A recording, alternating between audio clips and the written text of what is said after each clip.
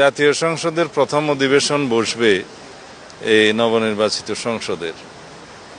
সেখানে সংসদ সদস্য হিসেবে আমরা যারা শপথ গ্রহণ করেছি তারা সংসদ সদস্য হিসেবে যোগদান করব।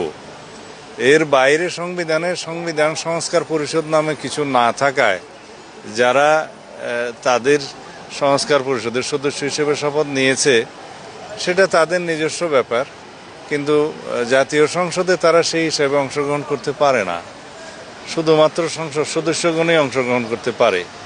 তো এখন সংবিধান সংস্কার পরিষদ নিয়ে যে সমস্ত আলাপ আলোচনা মাঠে ময়দানে হচ্ছে, বিভিন্ন জায়গায় সেমিনারে হচ্ছে বা বক্তৃতা বিবৃতিতে আছে, সেটা একটা রাজনৈতিক অধিকার হিসেবে তারা বলতে পারে, কথা বলার অধিকার আছে, তারা দাবি তুলতে পারে। কিন্তু অসাংবিধানিক কোনো কিছু আমরা জাতীয় সংসদে উত্থাপন করতে পারি না। আমরা বলেছি যদি গণভোটের রায় অনুসারে সংবিধান সংস্কার পরিষদ গঠন করতে হয় সেটা জাতীয় সংসদে আলাপ আলোচনার মাধ্যমে এবং গণভোটের রায় কার্যকর করার মাধ্যমে করতে হবে, এবং সেই ক্ষেত্রে সংবিধানের সংশোধনী আনতে হবে। সংবিধানের সংশোধনী আনলে সেটা সংবিধানে ধারণ করার পরে জাতীয় সংবিধান সংস্কার পরিষদের সদস্য হিসেবে শপথ নেওয়া হবে কিনা, কারা সেই শপথ গ্রহণ করাবেন, কে করাবেন, কোন ফর্মে করাবেন, সেগুলো সব ধারণ করতে হবে। তো সুতরাং এগুলো একটা দীর্ঘ প্রক্রিয়া, আলাপ আলোচনার বিষয়।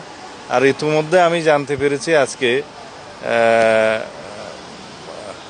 হাইকোর্টে একটা রিট পিটিশন মুভ হয়েছে, এই যে সংবিধান সংস্কার মানে জুলাই জাতীয় সনদ সংবিধান সংস্কার আদেশ 2025 নামে যেই আদেশটি হয়েছিল সেটা সংবিধানের ভায়োলেশন হয়েছে, অথবা এটা আল্ট্রাভায়ার্স দি কনস্টিটিউশন এসব বলে আর কি, যে কোনো বৈধতা নাই বলে সেটা দাবি করে একটা রিট দাখিল হয়েছে।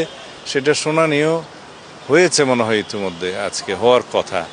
তো দেখা যাক বিচার বিভাগ থেকে কি মতামত আসে, সেটাও আমরা জাতীয় সংসদে আলোচনার জন্য নিতে পারবো। এই সব বিষয় নিয়ে আইনানুগভাবে সাংবিধানিকভাবে জাতীয় সংসদে আলাপ আলোচনার মধ্য দিয়ে সব কিছু বিবেচনা হবে, এটাই গণতান্ত্রিক চর্চা।